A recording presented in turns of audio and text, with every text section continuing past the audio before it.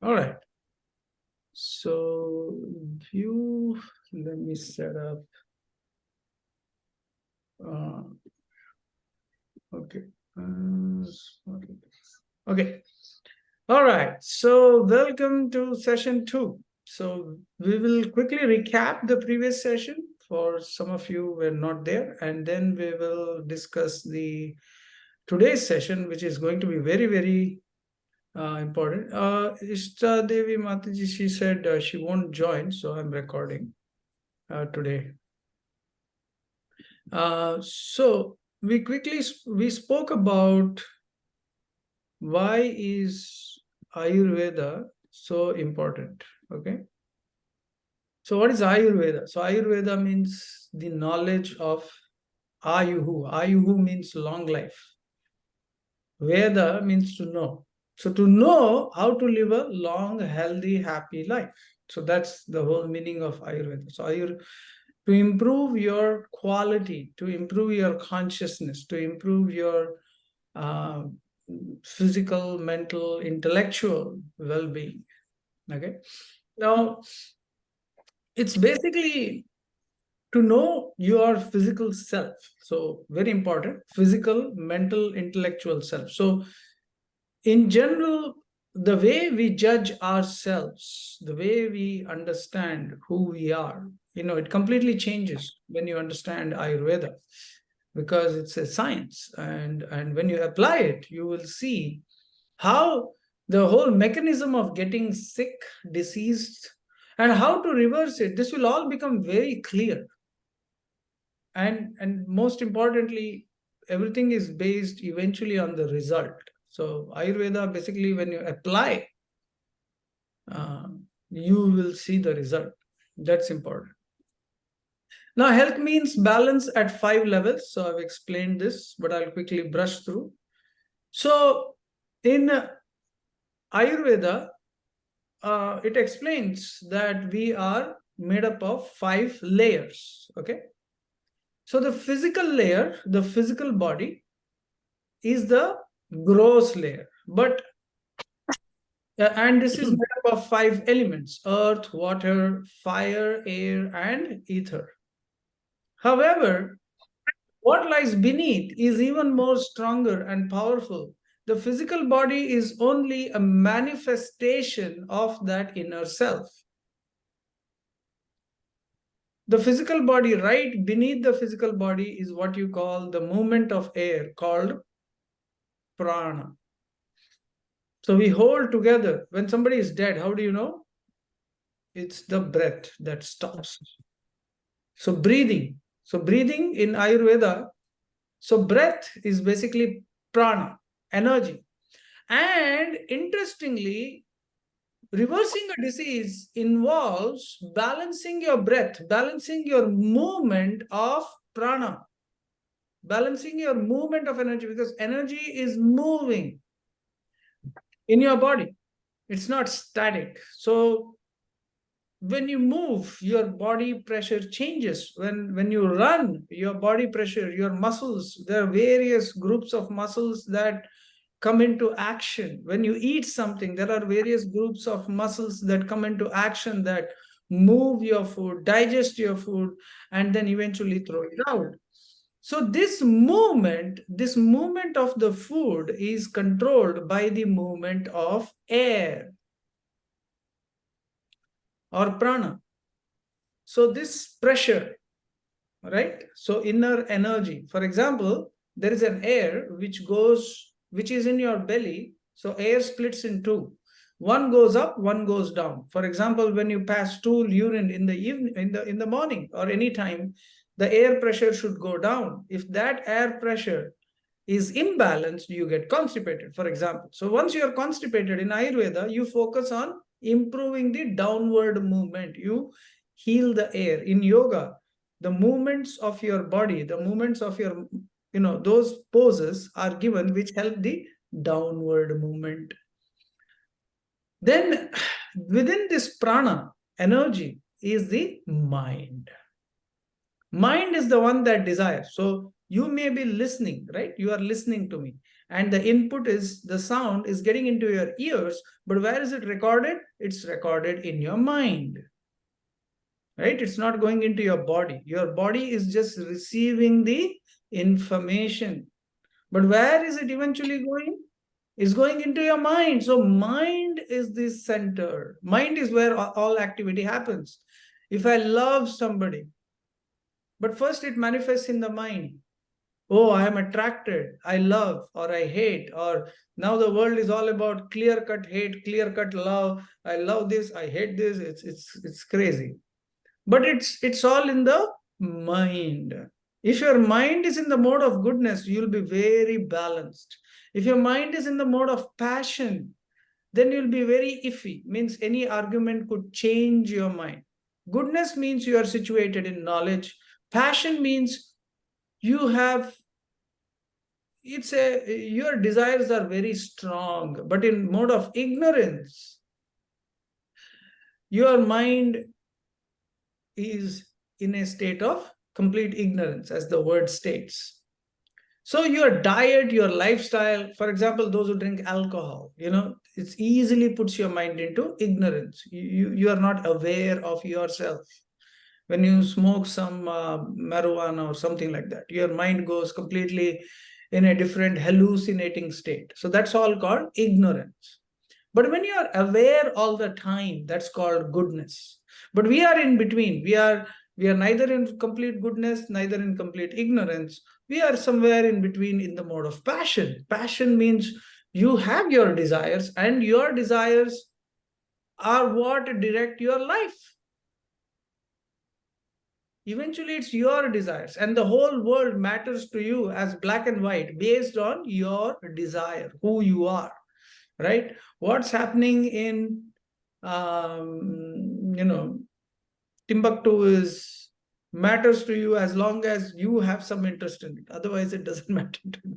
So the world around us is defined by our own experience of our own mind. Then is the layer of intelligence. So mind desires, intelligence decides. So our intelligence, so viveka, it's in Ayurveda, it's called viveka. Why? It's an important component of health. Your mind is an important component of health. For example, most of today's health issues are because of mental problems like depression, breakups, and I hate. When you get angry, your heat level, your pitta, your all these things raise to such a degree, it's very difficult. So intelligence is, you need a strong intelligence. You need reference, right? Today, everything is like, I heard this, I know this. And intelligence depends on proper source. So that's why Ayurveda, it gives you clear directions, clear instructions. So you need a proper source for what you are talking about. So I talk about health, I do this, I'm taking this food because somewhere it is said it is good. Okay. But I need a proper reference. Otherwise, I'll be ignorant of the truth. So that's where intelligence comes in. Memory, sleep, these things enhance our intelligence. Suppose you don't sleep well, that's it. Your memory is affected, your energy, your decision making capacity, all these things are affected. And that can be a problem, because if I am not clear what time I should eat, like I just finished my practice, I timed it right before the class, and so that I'm ready, fresh. If I'm speaking with full of energy, it's because I just practiced, and I know I'll be fully energetic. So to time your daily routine, to time your food, to time your sleep. Like last 2 days, we've been having this Diwali festival, so we've been eating late. So I usually don't eat late, but eating late, plenty of sweets, big food, and you saw that sweet that she was making. It was so good. So usually I eat early. So your intelligence kind of decides. So then you decide, oh, it's a festival, so it's okay. It's okay to eat late a couple of days in a year. Today is apparently the third and the last day of the festival, so we will eat late again. So it has to be a big feast. So anyway, so you have to accept certain challenges that come, you have to deal with intelligence. Okay. And the final layer, our inner layer, is that of the self, that is of bliss. So Ayurveda is not just about gaining good physical health, but also activating our spiritual self, activating our spiritual identity. In that way, we not only, like, eating the right food, doing the right exercise, doing things at the right time, not only balances your material understanding, but also it gives you enough time to look into the higher cause. So when you look back at your life, so many things that happen, you will see them in a totally different light.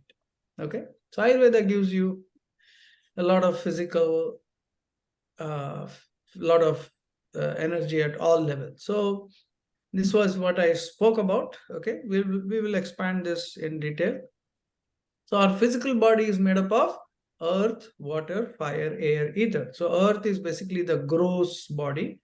Water, you know, so circulation. So we have plenty of water in our body. We have digestive fire called Agni.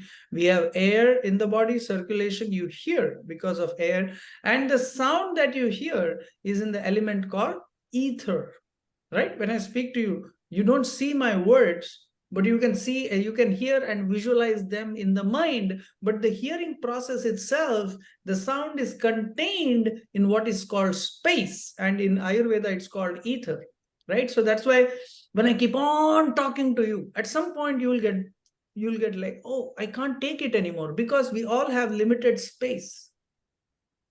And when this space is filled up, we say, that's it, I can't take it anymore. I heard this lecture for 2 hours. Now my mind is filled up. I need a break, because then your mind settles down. Just like you are eating, and then you can't eat anymore. Then you need some time to settle the food down, digest it. So similarly, what you hear, you digest it. So there is a intellectual digestion. So that's why be careful of what you hear. Right? Like when I was young, I heard I want to be 18 till I die. So I was trying to be that, right? So it was very difficult to be 18. You keep on aging. I really believed it. So you have to hear something which has some meaning, not somebody's passionate sound. So, so then our body, so these elements mix. So the physical body is a mixture. For example, earth, the physical body. So earth has earth, water, all the previous elements. Your physical body already has all the previous elements. So it is called kapha. So the physical body in Ayurveda is called kapha. Means your structure, physical structure, your physique, your cohesion, your lubrication. So all this, for example, in your joints, there is synovial fluid, right? Your physical body, you have the skin, you have the muscles, you have this, all this. So this is all physical body. So that is called kapha. Now, what is pitta? So there are three, you should understand: kapha, pitta, vata. So pitta is fire and water. Now in your body, you have blood, you have white blood cells, you have hydrochloric acid, you have bile juice, and you have numerous other liquids, chemicals that are circulating, that is causing so much reaction, plasma, like blood, all these things. So this is all these liquids, all these chemicals, all these digestive juices, including the blood and white blood, red blood, everything. So all this is called pitta. So how is this beneficial? So for example, when somebody is diagnosed with a acidity, right? So acidity means what? So when you eat something, it has become acidic, right? Because of excessive acidic circulation. So you are too much too fast, right? So your digestion has to release the acids at the right quantity at the right time. So when you eat, but if it releases all of a sudden beyond your control, right, too much acid, then it can happen due to some kind of a reaction. Suppose I take too much sugar, right? So suddenly it will cause a sugar burst, and sugar is basically highly acidic when taken in large quantities, or fructose sugar that can be reactive, or if your body is already hypersensitive. So that is called pitta, right? It's your digestive juice. Now, if I am too fat, for example, then what is the problem? My kapha, my whole structure itself has imbalance. So that's called a kapha problem. Okay. Now suppose you have aches and pains. Okay, aches and pains, movement. So vata means movement. So aches and pains. So that is all because of the movement of air. Okay, in your body there is transportation. Now blood raises from your toes, from your legs. It is pulled all the way to your heart. How is it pumped up? So heart pumps, it creates pressure. So this pressure, this air and ether, even when you listen, there is pressure. Now, interestingly, every thought also creates mental pressure, which causes physical pressure. For example, when you're depressed, so you heard something that caused a mental problem, then your body pressure goes down. Correct? So that is called vata. But if I listen, I am 18 till I die, then my pressure is normal. I'm all happy. I'm listening to something that is giving me enthusiasm, right? Just like you watch Pirates of the Caribbean, you see, you find the fountain of youth, right? I tried looking for it. It's pretty, it's you can be youthful. So it says the bliss, you can be youthful within, right? Your body may age, but if you believe in rebirth, your mind comes from your previous life itself, and you are the soul. So that bliss, right? So you don't age. So you have to connect within, for example. So that's where meditation comes in. So Ayurveda divides, so similarly, the body types. Okay. So body types. So we have three basic body types. There are, if you look at modern body types, there are many different. In Ayurveda, it's a mixture, but kapha, pitta, vata, all the three. So kapha, like your structure. So those who are big body, they have a big structure. They are kapha dominant. Okay. Now they have a personality type, all these things. I will discuss these as we go on in detail. So those who have a bigger structure, in Ayurveda, it says that they are a little, if they make best use of their personality, if they balance it, right? Everything depends on balance. It's not that everybody you find who has a good structure is slow, is gentle, is compassionate, is affectionate. It's not like that. But in general, Ayurveda says if you have it's always a mix, but predominantly those who have a calm, strong, big structure, they are, slow, energetic, calm, but their digestion is a bit slow. They sleep longer. They have trouble waking up. But remember, we are a mix. So these are pure body types. Okay. Pitta, Pitta is like medium body, if you can see. Very highly energetic, like some military man. Like military man also can be huge, but in general, if you want to be very mobile, you cannot be very huge also. So Pitta is most of us like Pitta Vata. Most of us today who are petite, who are lean, so they are either Pitta or Vata. So you are highly active, highly intelligent, hardworking, goal oriented, very sharp, very active, right? Those are huge body. They are more calm, more stable. And those who are very lean, they are overactive.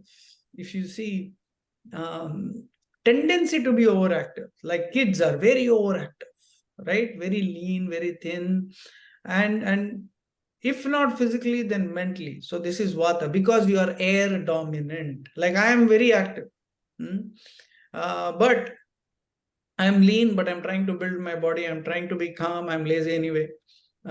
So we can see our body type is a mix. So that is why there is no pure body type. So I will, some of you have sent a dosha questionnaire, but others I will send a dosha questionnaire. So we'll try to find out what your body type is.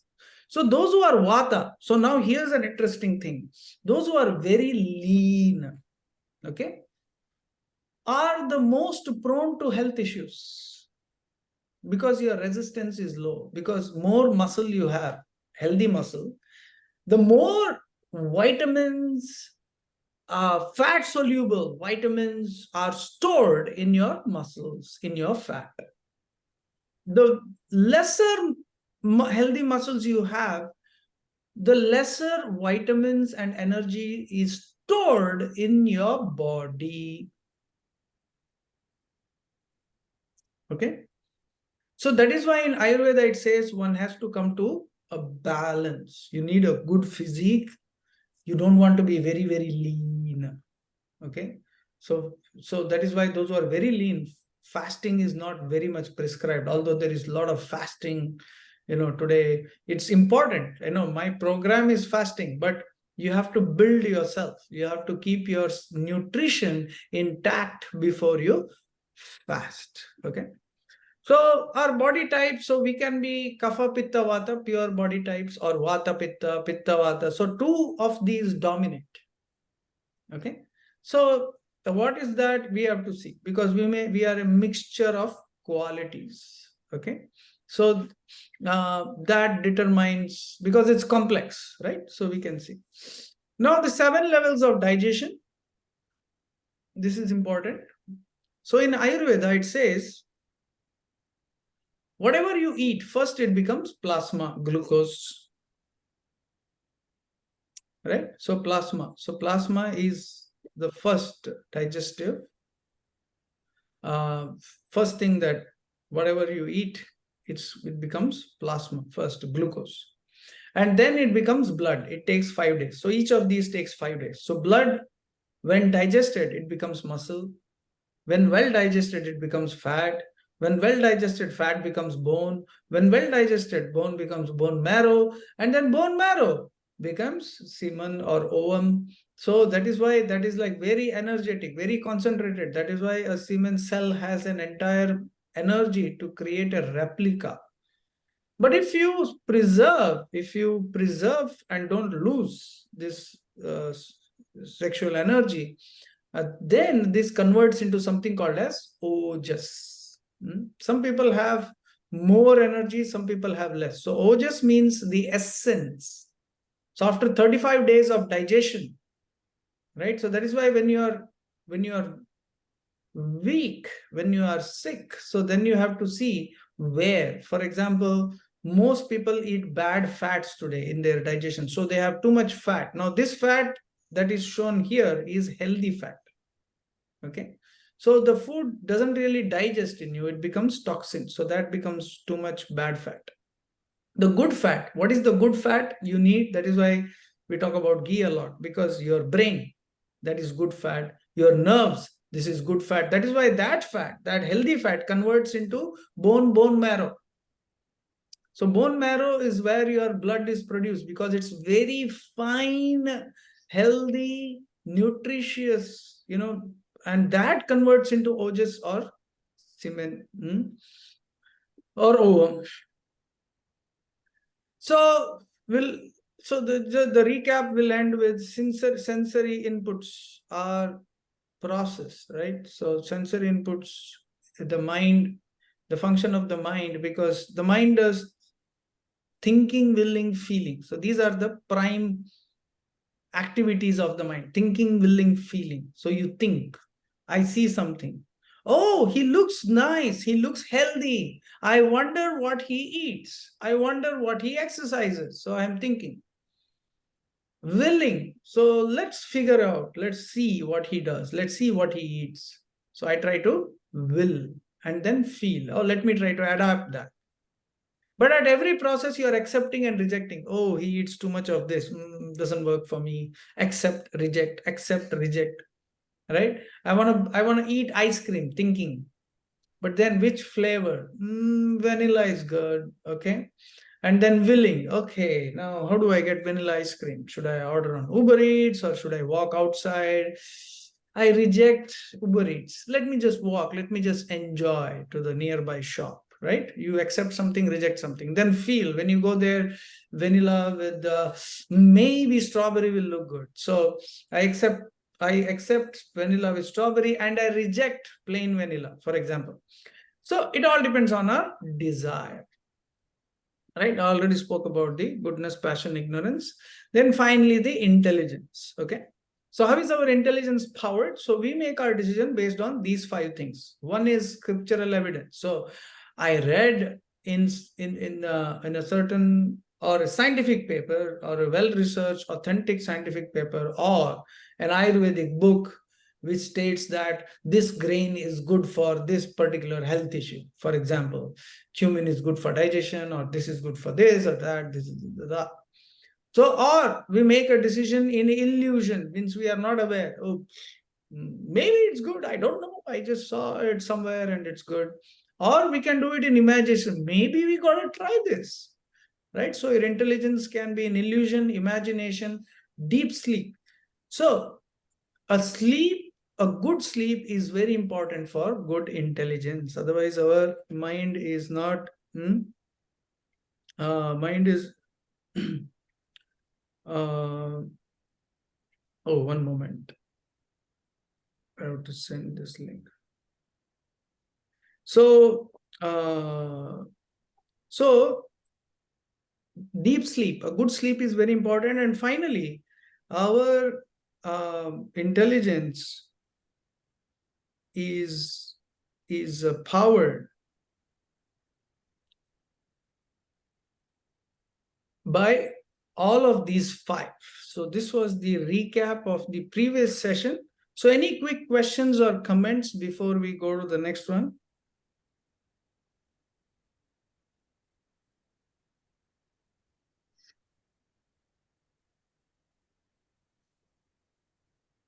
No questions? So, okay. So either everybody understood everything or nobody understood anything. All right, Sunny, go ahead.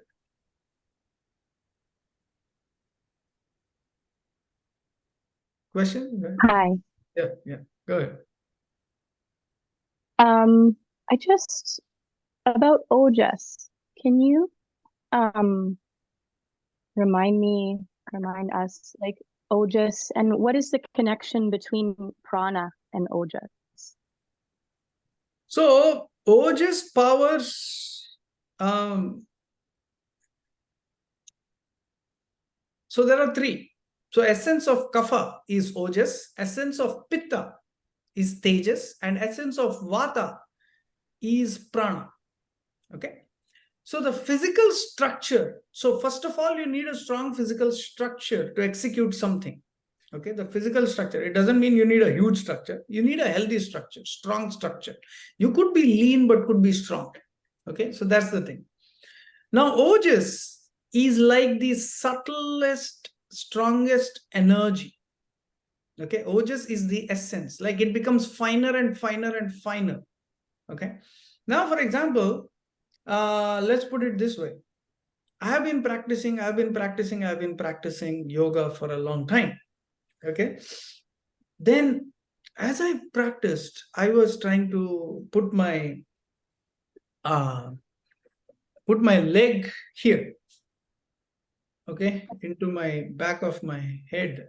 So I was trying to put. It takes a fine, like your muscle needs to be like fine, right? It's very fine. It needs to be really fine, that movement, so that the first day I put it, my back was like, there was like a, what do you call, like a rough, thing. It felt a little rough here. But then the next day, like I slept well, I woke up in a yoga, it says, if you practice, after you practice yoga, you sleep well. The next day you wake up, that movement has been absorbed. You feel easier. So similarly, when your food gets digested, if you get into a cycle of good digestion, then the finer digestion, similarly, ojas, your physical structure, the regrowing of the physical structure. Suppose you get an injury, tendon or something. As you grow older, what happens? It slows down. Kids recover very quickly. So ojas kind of supports that regrowth. Like a lot of people, as they grow older, in America, it's very common. What is that? Mm, kneecap surgery as you grow older, because all the kapha is dried up, the ojas is gone. But if your digestion is maintained well, you will still have ojas. So you don't need the hip replacement, the knee replacement, brain replacement, whatever, So you don't need any of those things because your body juices, fluids, they are well filled up. So that ojas kind of that finer and finer, so it creates a net. Okay, but if you lose ojas, how can you lose ojas? You have messed up your digestion, for example. Okay, so the finer digestion doesn't happen, so you haven't slept for 5 days straight. Okay, so your face begins to look down, your voice kind of you can't talk much, you cannot think much, right? So when we undergo some stress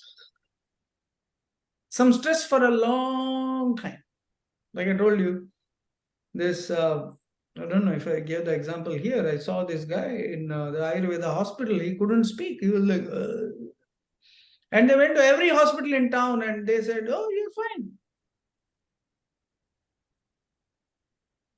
Oh, you're fine." They couldn't figure out. So, but when 2 years, his brother had cancer in the same house. They stay in a joint house. The wife was telling me, he was totally like stress, acidity, stress. So he lost his voice. So you never know how it affects the prana or it affects the ojas, tejas. Tejas is intelligence. So,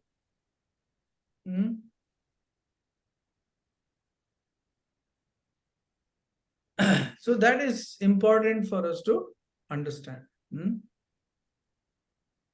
So, all right. So, any other questions? So they are the subtle energy. Ojas, Tejas, and Prana.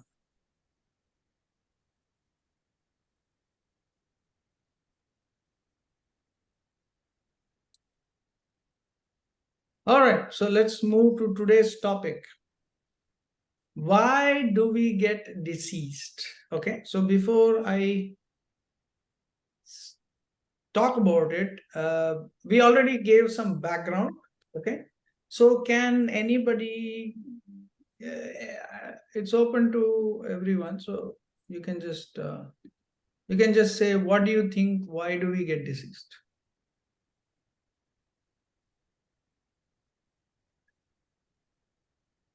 Hey, throw something, whatever you think.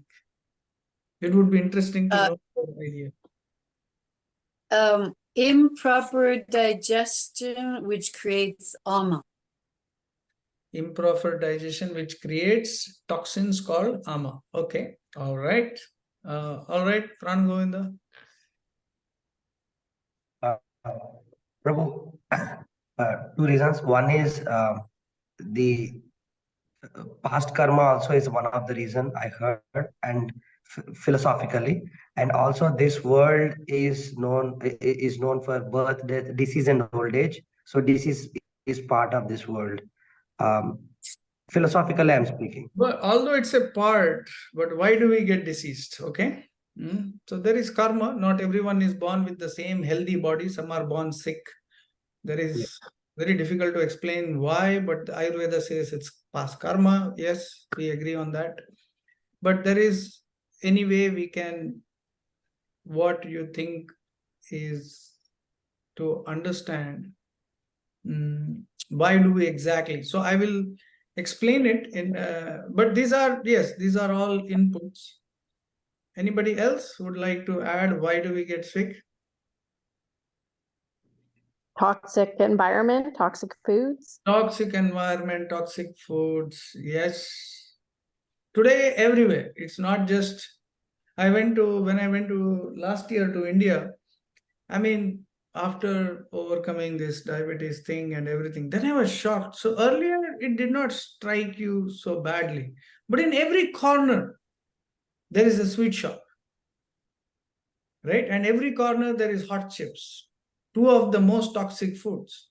And the sugar they use is like the worst sugar, right? It's the most cheapest, refined sugars. And the oil they use, it's like 100 days old. So what you are eating is so toxic, it will literally burn your liver. And nobody cares. Yes, so this is one of the reasons. All right, so yes, Sunny. Yeah, I was just thinking like ignorance, like either we don't know, like we don't have the knowledge of our constitution and what's good for us, and or we don't care and we're just, you know, acting on desires that are essentially bringing our dosha out of balance. Very good point. So basically, that was the point I was coming to. So the point I was trying to, in Ayurveda, it says there are many reasons, but eventually it is put down to one thing, one central aspect that is called as prajna aparadha. So prajna aparadha means intellectual deviation. Okay, so not understanding your physical nature. Okay, many people, after many years of eating the wrong thing, they realize, hey, I ate the wrong thing for so many years, now I'm sick. So not knowing who you are. Yeah, I'm yogi, I know, but who you are means not knowing your body properly enough. Okay, like for example, for my son, we saw that he would get his tongue red. He takes ketchup or some spicy food. Even now is very sensitive to spicy food. You would see his tongue become very red. So that was a symptom. Immediately we understood that he's pitta. He's pitta. He has a by birth, his liver is very overly sensitive. So anything that raises heat, pitta, would affect him badly. So his tongue would become very red. Okay. So we started giving him Live 52. So it's a very common in India to give this supplement. And immediately his liver function improved. And we could see that reaction became less. So if we had not checked, like I was like, what's it? It's just red, you know, kids can have a red tongue. But if you keep on ignoring it, it'll build up. So we don't see the symptom very clearly. So we have to see the symptom, we have to understand, we have to make the solution. Many times we ignore things until they get too much. So prajna means to be aware. Intellectual means to be aware. Okay. Now, some people even have behavioral problem that gets them into health issues later on. One of my uncles, I remember, he had this over aggressive. So whenever you become angry, your pitta, your heat raises. Okay, you become like, the body becomes, I wouldn't say hot. What would you call it? Like you can say hot. Okay, it becomes, temperature increases. Your joints become tight.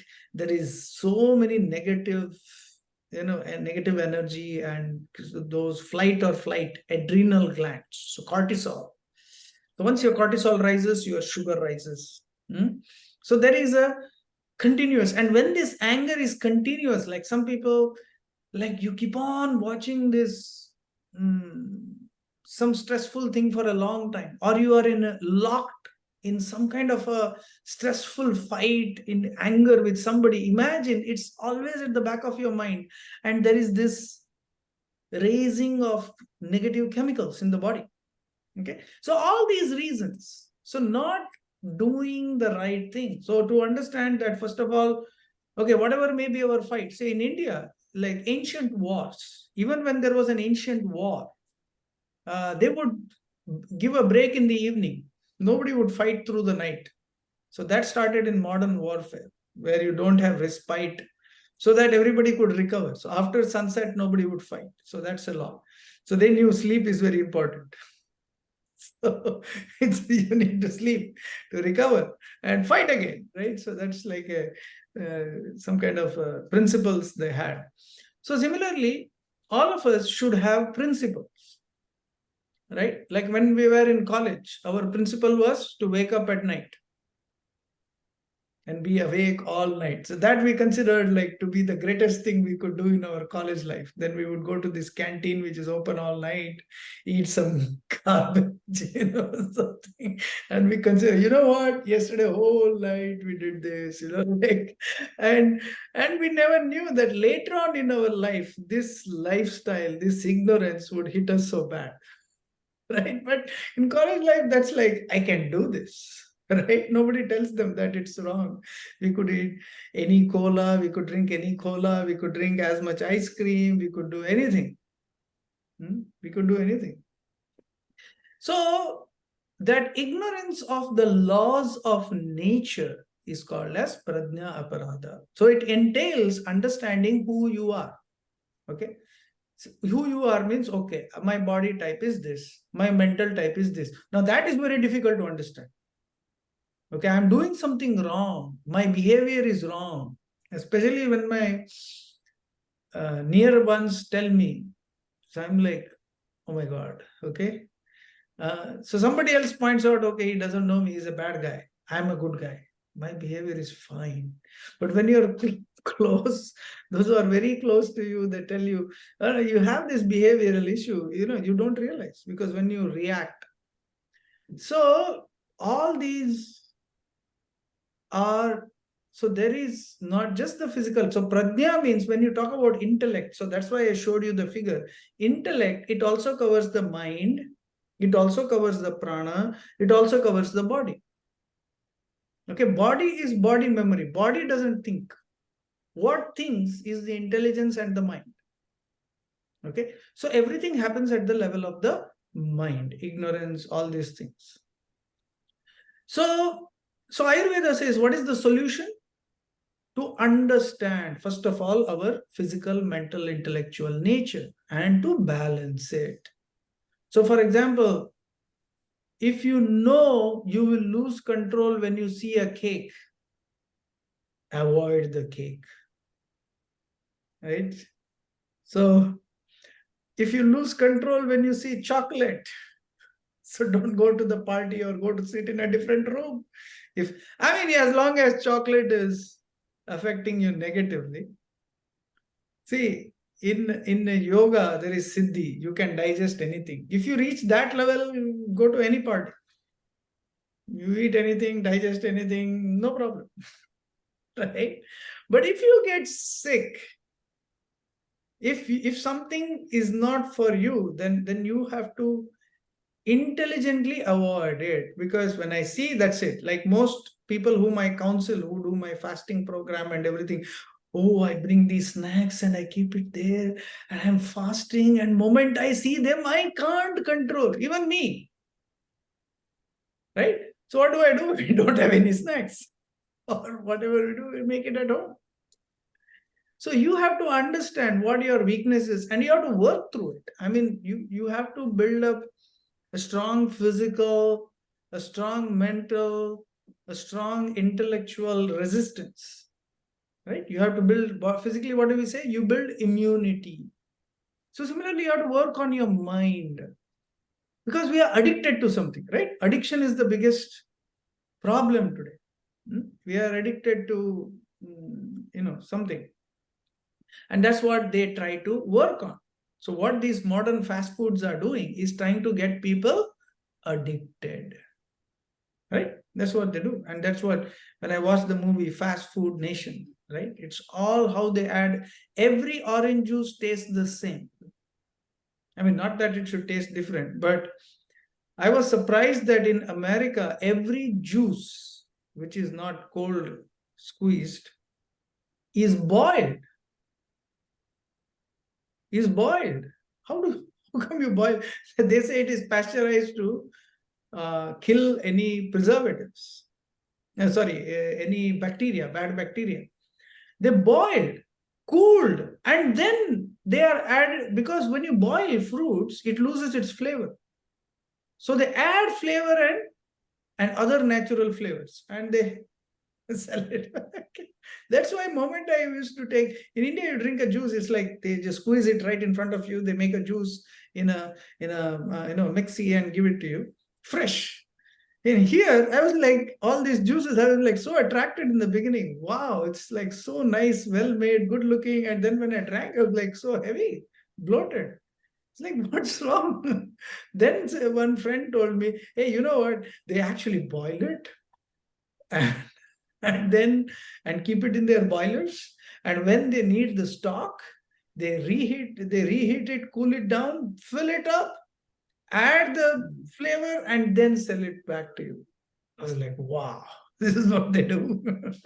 And so many of them are genetically modified. So this is what is happening with the food system around us. And today, levels of autism, allergies, I mean, these are reaching incredible levels. I was, for my PhD thesis, I have to submit something today. So after this class, I have to sit and finish this paper. But I was reading a newspaper clipping. In India, metabolic health issues have quadrupled in the last 10 years. Same in US. More and more people are so busy, they are eating processed food. Like I was in India like a month back, and you can see when you go to a hotel or a restaurant, is he serving you for your good health? Nobody cares about your health. They are only serving you something to fill your belly and taste. Right? Is there any hotel which says, I am so concerned about your health? Nobody. You should be concerned about your health. That's it. He doesn't care about his own health. Huh? So that's the thing. More and more people are eating out, eating out, eating out. So all these things. So these habits. So Ayurveda is not just eating. It's about the habits. It's about eating the right thing, right time, right routine, right lifestyle. Okay. So this is where we get disease. When we don't follow the right food, the right routine, the right lifestyle, right attitude towards life, because we have to accept something. Right? We are born with a certain body. Right? I would love to be Arnold Schwarzenegger. I hope I pronounced it right. Right? I would love to be big, like California governor or whatever, right? No, I am born like this. Okay, this is what I am. So I have a certain mindset, I have a certain quality, capability, whatever. So everybody thinks that way. I want to be this movie star, sports star, Michael Jordan, Michael Jackson, whatever, right? But you are who you are. So we need to live it in the best. So that's why Ayurveda says that you can get the highest joy within you if you balance your body, mind, intelligence. So that's the goal of Ayurveda. Not just to give you a healthy, balanced life, but within this body, in Bhagavad Gita says the body has 9 gates. So you are in a city of 9 gates, 9 holes, right? And these gates, you should be satisfied and happy. Okay. All right. So that is the reason we get diseased. Okay. Not at a state of ease. All right. Okay. Mama will. Okay. All right. All right. So any other quick questions, comments on why do we get diseased? Got it? Okay. The next point I want to make is disease has 7 stages, but we can put it in 3. So it takes a long time for a disease to manifest. So, okay, here, this is a good one. Let me share this picture here. It's a great one. Okay. Okay.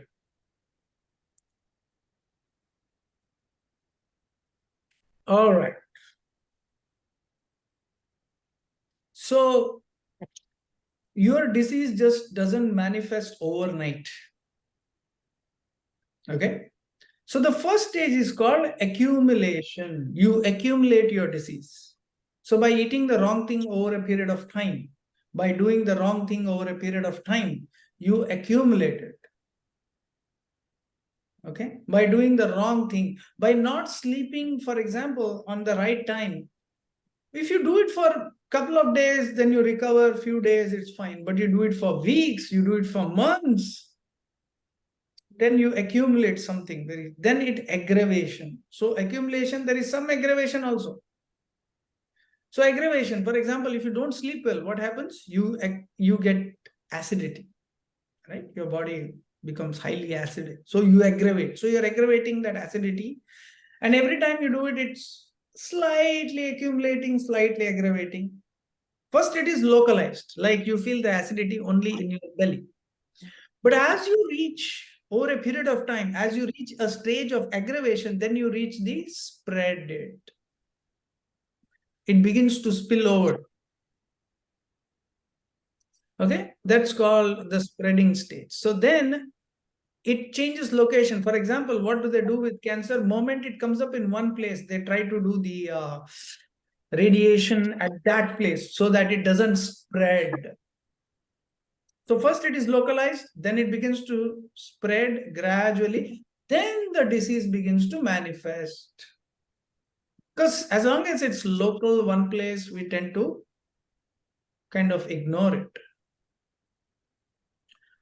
But then you get several. Like I was speaking to one lady yesterday, and she had this indigestion, and it was creating imbalance in the belly, now pain in the belly. Now her ears were beginning to get heated up. There was pain in the ears. So it's like it spreads all over. Then it becomes manifest. So till it spreads everywhere, it doesn't really. So that's why diabetes, it affects your entire body, shuts you down. I can't even explain the horrible position I went through, horrible situation I went through. But it spreads slowly, and as long as you feel energetic, you are like, okay, I'll manage. Then suddenly it begins to manifest, and you are still not aware. Now, most of the health issues, so today, because we are not trained in basic nutrition, we are not trained in exercise, we have to train ourselves. We get some job qualification, but we are not trained in how to take care of ourselves. Okay. And we build up, and then finally it becomes chronic. Okay. So to the point, now once it reaches the chronic stage, it's difficult to reverse. It's almost impossible. But you can, if you apply the principles of Ayurveda, there is nothing that is impossible. As long as you have not lost, for example, even in diabetes, you need to do yoga, but many cases in diabetes, they lose a finger, they lose this, they lose that. It's very difficult. Or if you get some kind of physical damage, organs can be retrieved, you can reverse, but you get some kind of, like somebody has an accident or something, that's difficult. But here we are talking about a disease. But when the disease becomes like physically debilitates you, or even that is possible, you can fight it out. But if you get any kind of severe irreversible physical damage, then it's a bit difficult. So that is why you have the first 5 stages where you can still reverse it. The 6th stage becomes difficult.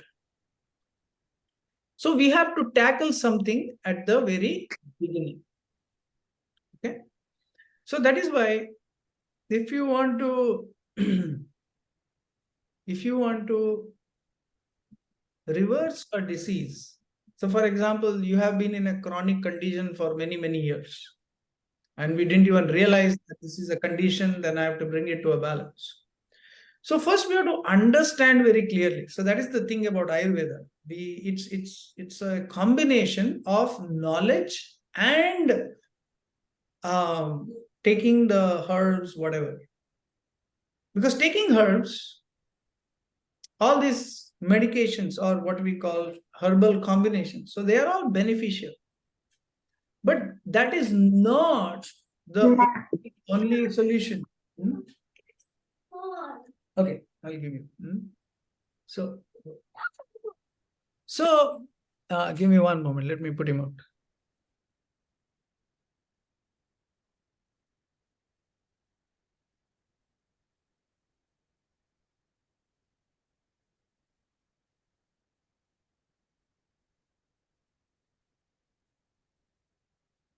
So we have to first reverse the, let me just lock the door once.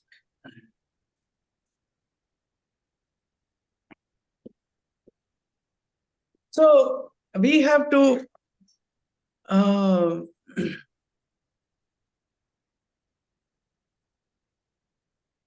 so we have to understand that if we want to reverse, so we not just take the herbs, we have to improve the diet, okay, because diet also changes karma. We have to also improve our lifestyle. At the same time, Ayurveda also gives us something called as Achara Rasayana. Achara Rasayana means behavioral therapy. For example, to overcome addiction. So some food is causing me health issue, but it's very difficult for me to give up that addiction. It's very difficult. For example, alcohol addiction, right? Or chocolate addiction, or any addiction, right? Or phone addiction today. So, so we need to come to a point where we are able to de-addict ourselves. We have to get the physical and mental strength to actually overcome. So we want to overcome this addiction, so this situation. So that's my point. So it involves not just one aspect. So Ayurveda is well-being. So disease should be tackled. So first thing is you tackle the emergency condition. But then you have to set your lifestyle in such a way that that disease doesn't manifest again. You cannot make the same mistake twice or a million times. Okay? Or if you have been making, there is something wrong that needs to be worked on. So Ayurveda gives you a holistic view, that's what is called holistic, because there is something for the body, there is something for the prana, there is something for the mind, there is something for the intelligence. So eat the right food, take the right herbs, have the right behavior, and make the right decisions. Okay, so all this comes in, and if I hadn't gone through this hell called type 2 diabetes, I wouldn't have been speaking so confidently today. But my confidence comes if from that condition where I was so weak and helpless, from that, if I can come out completely, where I can eat anything today and have a good spiritual practice, I believe those who are healthy can actually become very, very fast. They can overcome this, because what I see Ayurveda, it's not just some medication, but also it's giving you a spiritual challenge to improve yourself. So if you see this as an opportunity to improve yourself, to get better, higher, in a better realm, where you are a totally different, better person. You have a complete control over your mind. Your decision making is very strong. So you will see that you have achieved much more than overcoming just a disease, right? You have improved your personality. So all this is possible if we understand Ayurveda, right? Okay. There is a lot, and next week I'm going to talk about basic yoga and basic meditation and mudras, meditation mudras. So next week I'm going to talk about it in detail of what you can do on a daily basis. Okay. Now, regarding this, are there any questions? What we spoke about on the disease procedure? I hope it's clear. I hope I could make it clear, the stages of disease and how we can reverse it. But it requires a holistic response. Okay. All right. Any comments, questions? Yes. Recently you just said, eat the right food. I think I missed one. Have the right behaviors, make the right decisions. There was one that I missed. Uh, It was like for each kosha. yeah. So eat the right food So and for eat the prana. right food. Yeah. So prana basically actually is exercise. Prana is pranayama, movement of air. For the mind, you need to have the right activities, right desires. Okay? Make the right and the mind needs also what is called as discipline. Okay, Ayurveda is all about Ayurveda and yoga is all about discipline. With discipline, you can conquer the mind. That is why the Yoga Sutras are called 4 chapters of freedom. Because who was that? Aristotle. He said, discipline leads to freedom. Right? He said, discipline leads to freedom. So with discipline, there is nothing that cannot be accomplished. Okay, like somebody is preparing for the Olympics. Hey, it's Christmas. Let's go on a 6-day binge, and then I go back. No, you can't. You have to be, systematic every day, and that's how you reach the goal. So you are like, I have this problem. I need to improve my body, and I just focus on that. So until you reverse it completely, you are so disciplined. Then you can be a little okay. And then the mind discipline and intelligence is decision making. Okay, the intelligence decision making, mind is a desire, discipline. The prana, the movement of prana, of course, is you need exercise, yoga. Okay, and then body, it needs the right diet, and most importantly, like Carolyn said, a non-toxic environment. You need to build a non-toxic environment around you. Right, where there are no cookies, where there are no chocolates, or where you are, where whatever you see is a healthy snack. Like we keep a lot of avocados, some like homemade, some little snacks here and there. That's it. Even if we munch, it should be something that is healthy. That's the thing. All right. Any other comments, questions? Discipline is the hardest. What is the hardest? Oh, the discipline is the hardest. Yes, discipline is the hardest. And then there's this idea like, I don't know, there's this idea where people are like, oh, like you have to love yourself and don't be so hard on yourself. And this whole, I don't know, self-love and build your self-esteem. And I find that I would like relax my practices, thinking like I need to love myself more. And then I'm like, well, but actually these habits are harmful to myself. I don't know. I feel like a lot of people frown upon discipline, sort of in mainstream society these days. So what's happening today is that, fortunately or unfortunately, so there are different philosophies. Okay, you can do a whole philosophy session on this. So what happens is, like in college, it was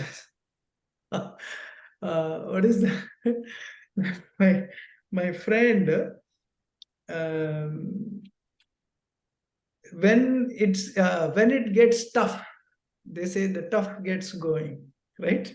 We used to say, when it gets tough, the tough gets going. But then there were some of us who used to, so we were waiting to make life into a challenge, and we were like not doing well in college. So it, and then it got worse.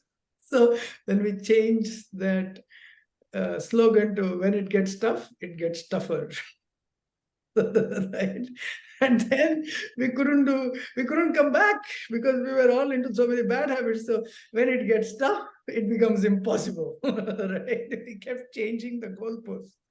So what's happening is somehow, because today there is so much, I mean, I have to, like 2 3 days ago, I was looking at somebody's horoscope. Okay. So, and this boy, it was an amazing horoscope. He had so many good things about him, but he had some kind of a bad curse from the last life, and because of which he was addicted to something. Okay, he was addicted to something, and he does so many spiritual things, yet he cannot overcome this addiction, this difficulty, because this was some kind of a curse from the last life in astrology. And he told me that he went to a couple of astrologers in ancient place, and they could find a card and it confirmed what I said. So he had already done that before. Now, very interesting, when I looked at it, is that he, because he was addicted to the phone, so he would fight with his father. Now, why I'm giving this example is I want to answer your question. So he was fighting with his father, he was fighting, and his father was trying to tell him it's not good for you. You are a good boy, and this one habit is raising your acid levels, is raising your stress levels, is making you crazy. Why don't you quit this habit? And he would physically abuse his father only for that reason. Otherwise, he loves his father. So it was very interesting. So what happens is, when people don't have the right means to fight something, and they are not aware that life has a meaning, and we are not only affecting us but our family and people around us, which we can influence.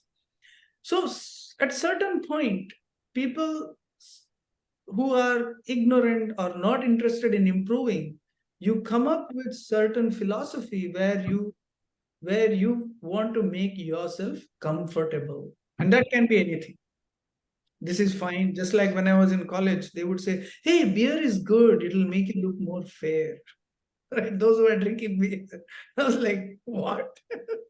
Like, I was in a traditional home, and like, for me, listening to beer was like shocking.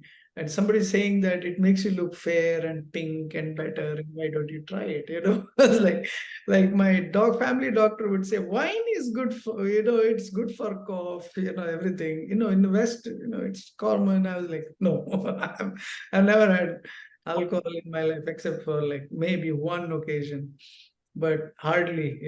So what happens is, once you cannot overcome something, once you don't have the determination to fight or the philosophy on why I should improve, then you try to normalize it. And if it happens with a large group of people, then it becomes very difficult. Like today, we are seeing so many disturbances in society, so much obesity. I watched so many young teenagers I was seeing getting into anorexia. Because somehow it's in their head that I should not become fat, I should maintain this lean body and figure and this and that, and so many of these philosophies, because we have kind of lost the connection with the tradition, with the roots.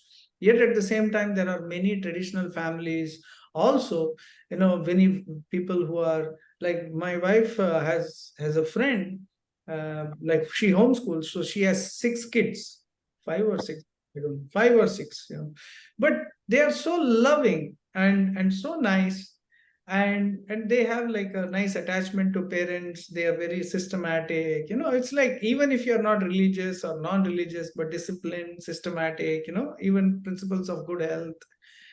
So somehow there is a deviation in society, but we have to go back to the root. So Ayurveda gives you, like I said, the scriptural evidence, and eventually you have to speak from experience, right? What you feel good. Like I wouldn't be speaking all this if I hadn't experienced the goodness of Ayurveda, right? I tried every fad that I could.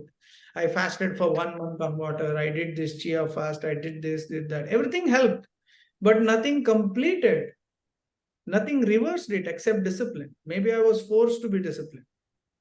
Maybe I was too indisciplined, and then finally I was forced to take it up. But yet I took it eventually, and I could see the result. So that is why life is always like this. So when you apply something, see the result, that's when you will feel confident about it. So we should not feel, if we are feeling, we can try out every method, and if we are intelligent enough, then we will see through this. So that's the point. We will see through what is this fad and what is this philosophy. Okay. Hope I answered the question. Okay. All right. So any other comments, questions before we give the concluding point? Question is, in allopathy, there is a lab test, biomarkers measure. What are different ways to diagnose? Can an individual? Yeah. Okay. Here's something where I would say modern science is developed well, and modern science. The good thing about modern science is that the diagnosis, yet it is not 100% there, but the thing is blood count, all these things. So they are all these invasive tests that can be done are very well done. Okay. So those things we can apply. For example, when I'm going to do Ayurvedic analysis, we ask for blood because the tests, what do you call that? Blood work, cholesterol, red blood cells, iron levels. So those are very good. What Ayurveda specializes, the way you can diagnose behavior, the way you can diagnose somebody in an interview, like, okay, I eat this happens. It's not just some kind of an allergy, like some kind of an imbalance.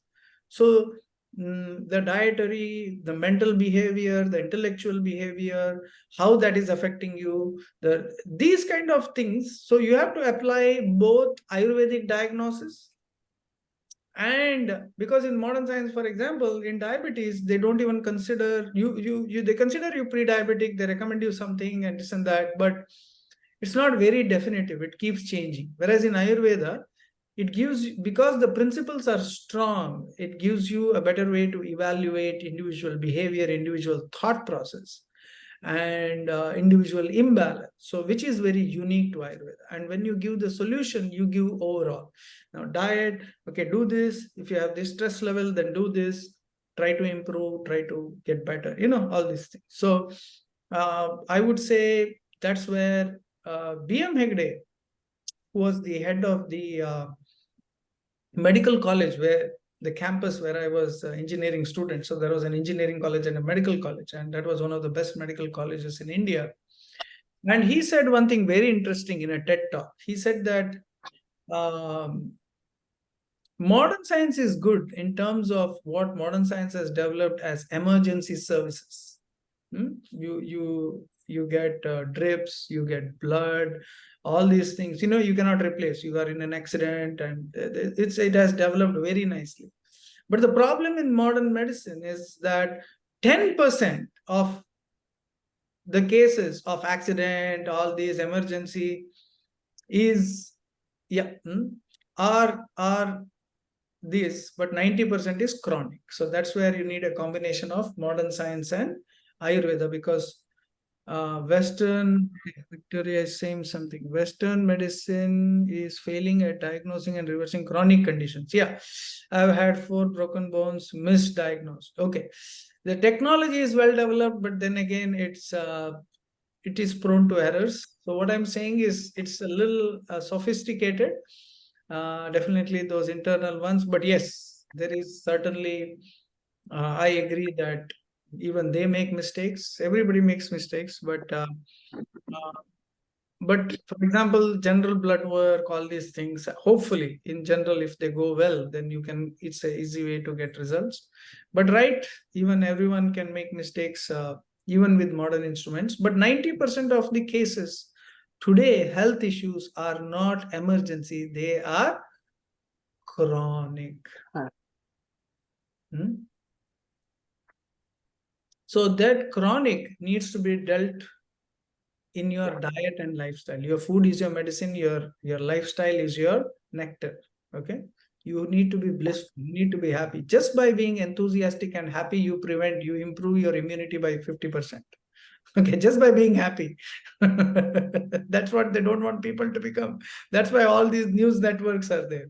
The moment you see them, no, that's it. You get sad. So just by being happy, that's why you have to be, today people are hooked onto the phones. You have to be hooked onto the people, hooked onto your kids, hooked onto your family. Just enjoy, your family life, live nature, happy. And you see that many symptoms will just disappear. Stress levels will go down. Okay. So all these things are a part of Ayurveda. So not modern medicine. Okay. All right. So thank you. Okay. All right. So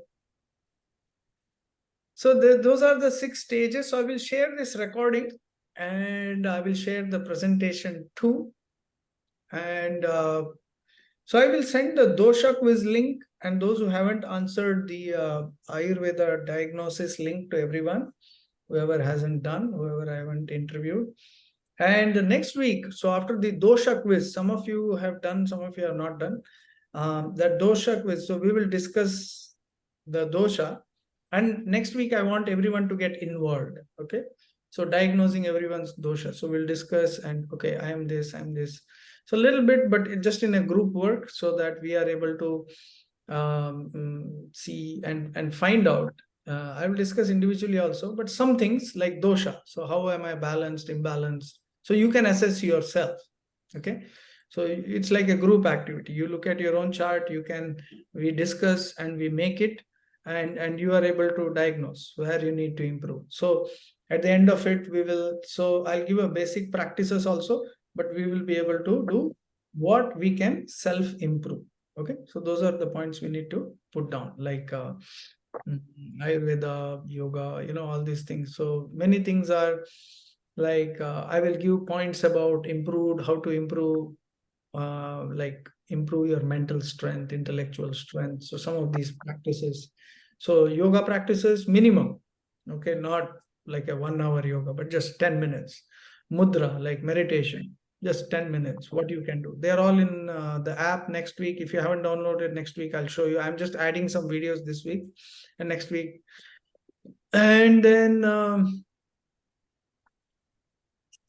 we assess minimum practices. So we'll put it all together next week. Hope this was, but this introduction is very important. So that is why I took a bit of time to go through this. Okay. And here is something I wanted to show you. So download. Okay. So give me 5 seconds. It's downloading. It's a video I made for a reel. Please do like my Facebook page and my Instagram. So I'll be uploading these reels. So this is a very interesting reel that I made about healing the mind. Okay. So I made a 3-part series on YouTube. Okay. I'll share the link. Okay. Here you go.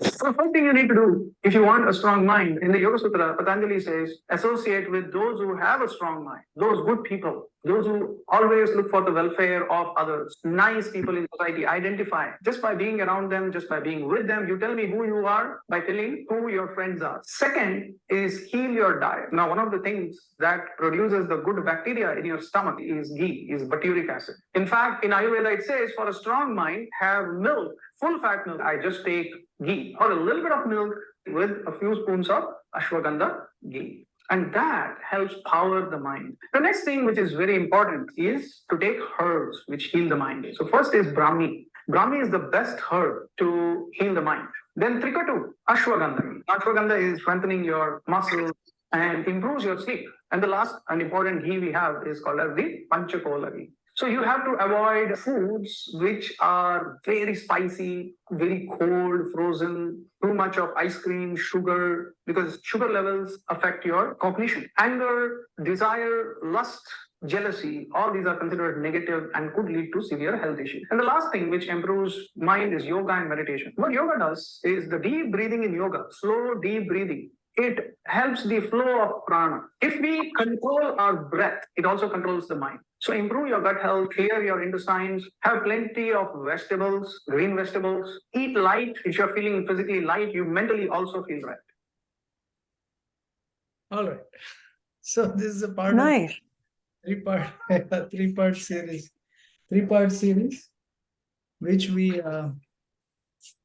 which we have created on the mind. So I will share the link as well on the YouTube. Okay. All right. So that was a very amazing session. When I explain these things, I feel very happy. I feel more enthusiastic when I have a audience because I'm developing these courses for everyone, and I hope you enjoyed too. And please, if you think that some question or some points can be added to improve this, please feel free to text me or remind me. Okay. So next week we are going to put together the dosha quiz. I will send you the link. Okay. And we will do a self-assessment. Okay. And I will take you through the questions, do a self-assessment, give you a minimum practices that you need to do in a day. And then we will go through the time cycle in the week after that. Okay. All right. I will upload this link, this video, and I'll share the link. Okay. Thank you. Right. All right. Catch you all. Take care. Bye. Hare Krishna. Happy Diwali. Happy Diwali. Oh, Thank you. thank you. Thank you. See you all.